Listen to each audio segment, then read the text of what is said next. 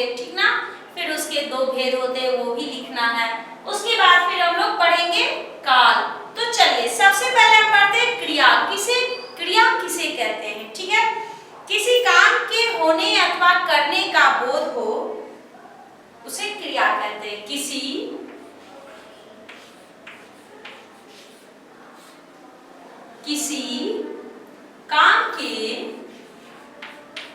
काम के होने अथवा किसी काम के होने अथवा करने का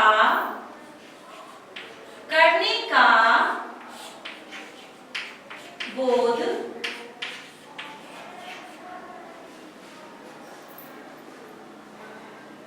कराने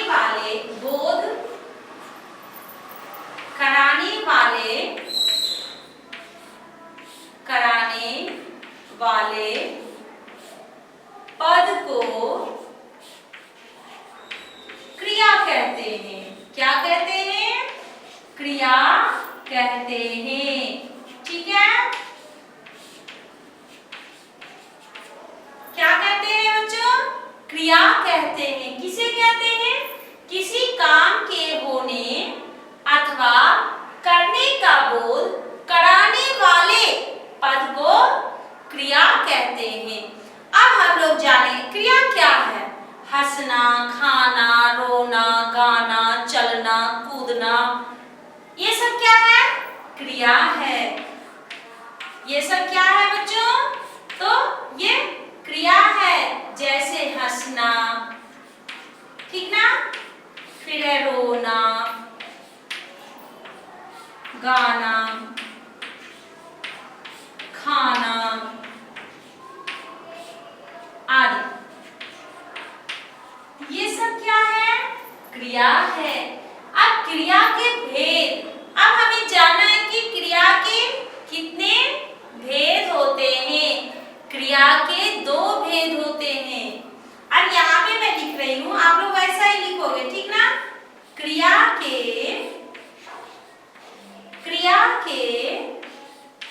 दो भेद, क्रिया के दो भेद होते हैं, ठीक है। क्रिया के दो भेद होते हैं। पहला है अकर्मक क्रिया,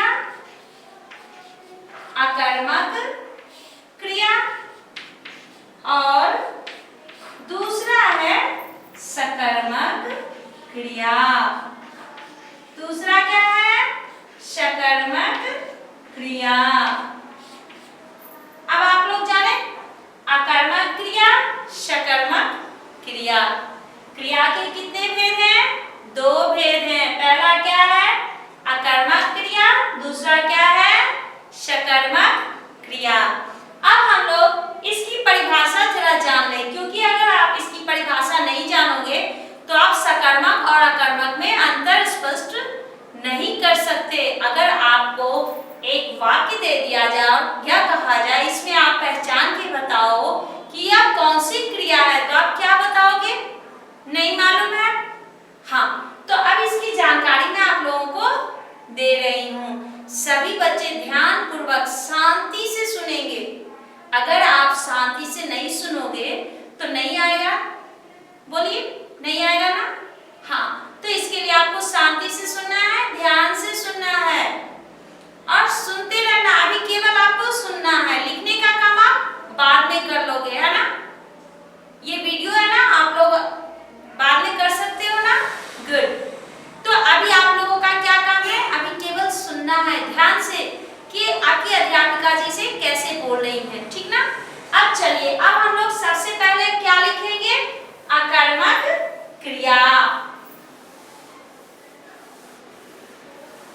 अकर्मक क्रिया किसे कहते हैं, ठीक ना।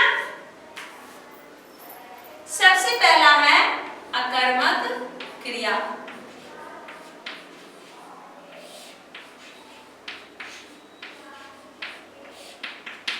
अकर्मक क्रिया, जिस क्रिया का फल सीधा कर्ता पर पड़ता है। जिस क्रिया का फल, जिस क्रिया का फल सीधा कर्ता पर पड़ता हो, कर्ता पर पड़ता है, उसे अकर्मक क्रिया कहते हैं। उसे कौन सी क्रिया कहते हैं? अकर्मक क्रिया।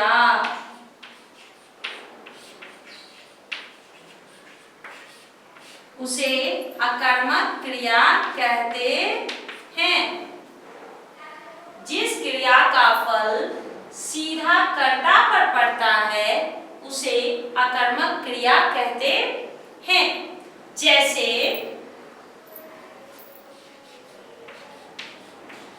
जैसे राधा रो रही है, राधा रो रही है, यह क्या हो गया? अकर्मक क्रिया। जब मैं सकर्मक बताऊंगी तब आपको पता चलेगा अकर्मक क्या है और सकर्मक क्या है। रोने का काम कौन कर रहा है? राधा कर रही है। ये रोने का ये क्रिया जो है सीधा किस पर असर कर रहा है? कर्ता पर। इसलिए ये क्या हो गया? अकर्मक क्रिया। ठीक है, अब हम लोग पढ़ेंगे सकर्मक क्रिया। ठीक ना? अकर्मक क्रिया के बाद क्या आता है? सकर्मक क्रिया। सकर्मक क्रिया। सकर्मक क्रिया किसे कहते हैं? जिस क्रिया का फल कर्म पर पड़े उसे सकर्मक क्रिया कहते हैं। जिस क्रिया का फल इसमें कर्ता पर था और इसमें कर्म पर है, जिस क्रिया का फल कर्म पर पड़े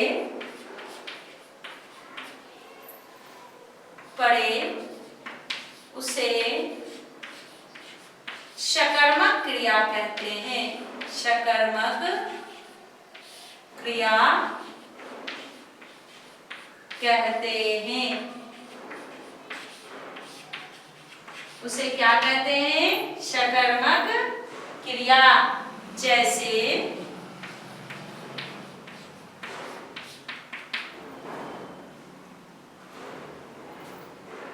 जैसे किसी का भी नाम लिख देते हैं, रोहित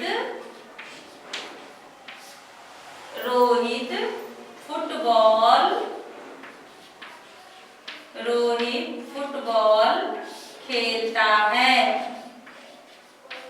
रोहित फुटबॉल खेलता है। अगर यहाँ पे रहता क्या? रोहित खेलता है, तो क्या होता? अकर्मक क्रिया। लेकिन रोहित क्या खेलता है? फुटबॉल खेलता है, तो इसका असर किस पे पड़ रहा है? फुटबॉल पे। यानी कि ये कर्म है, कर्म, इस पर इसका असर पड़ रहा है। रोहित कौन है? कर्ता है, और ये खेलना क्या है? क्रिया है। ये आप लोग मत लिखिएगा, केवल आपको बताने के लिए मैं बता रही हूँ कि ये क्या है? कर्म है। इसका सीधा असर किस पे पड़ रहा है? इस पे पड़ रहा है। कर्ता और क्रिया का सीधा असर किस पे पड़ रहा है? फुटबॉल पे पड़ रहा है। इसलिए ये क्या हो जाएगा? कर्म कारक। और इसलिए हम लोग इस वाक्य को सकर्मक क्रिया कहते हैं।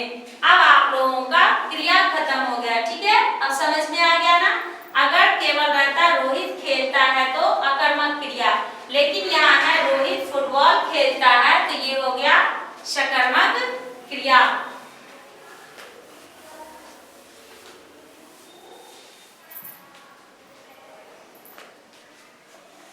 अब हम लोग पढ़ेंगे काल। काल किसे कहते हैं? क्रिया के जिस रूप से उसके होने या करने का समय पता चले। क्रिया के जिस रूप से क्रिया के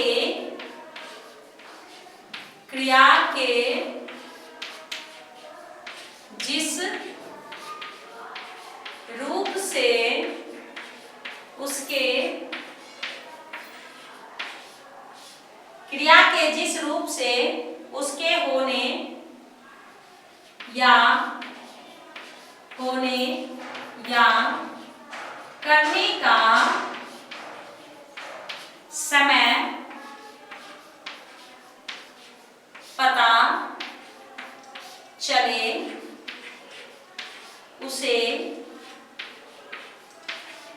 काल कहते हैं। उसे क्या कहते हैं? काल कहते हैं।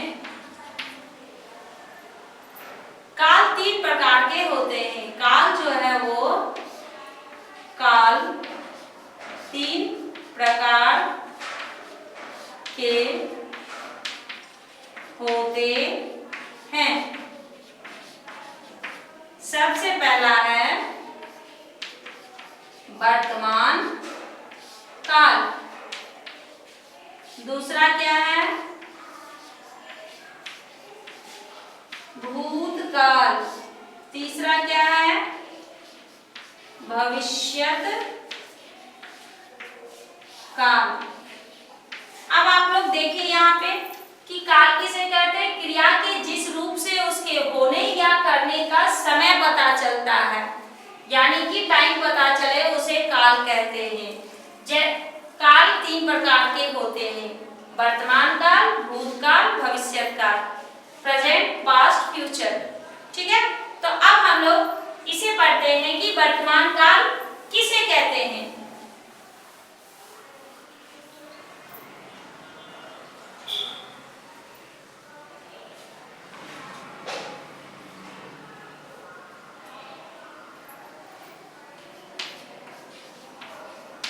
वर्तमान काल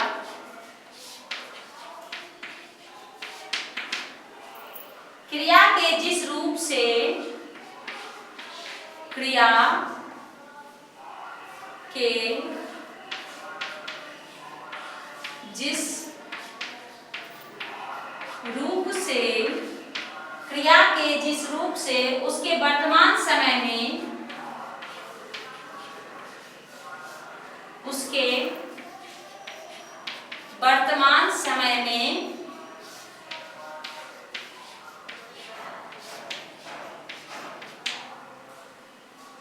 होने या करने का बोध हो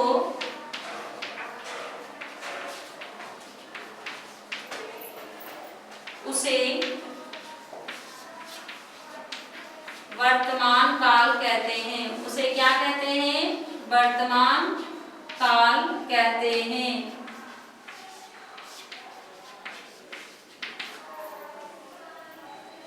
जैसे अब इसमें आप लोग लिख सकते हो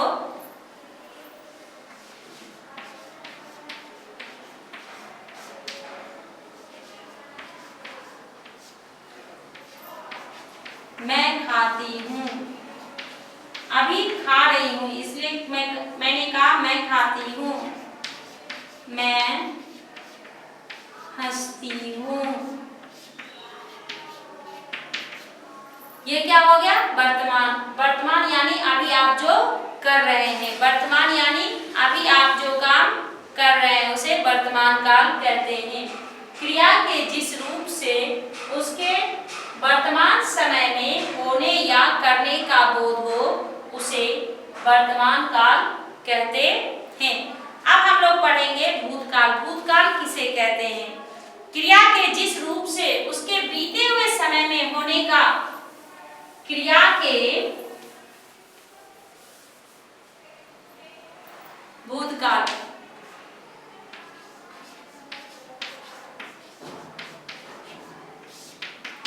क्रिया के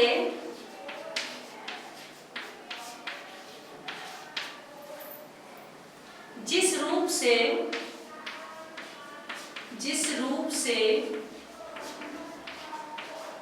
उसके क्रिया के जिस रूप से उसके बीते समय में उसके बीते समय में हो चुकने का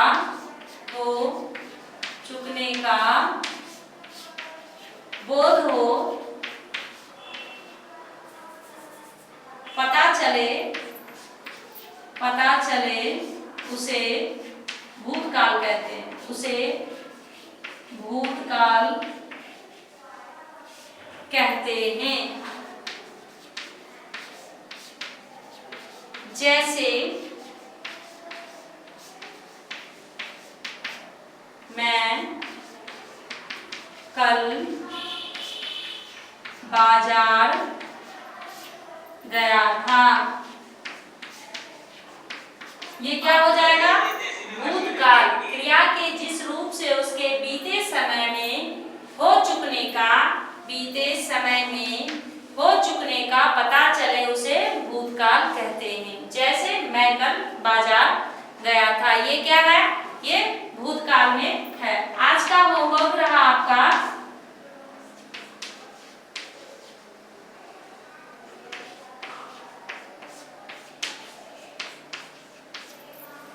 धन्यवाद बच्चों।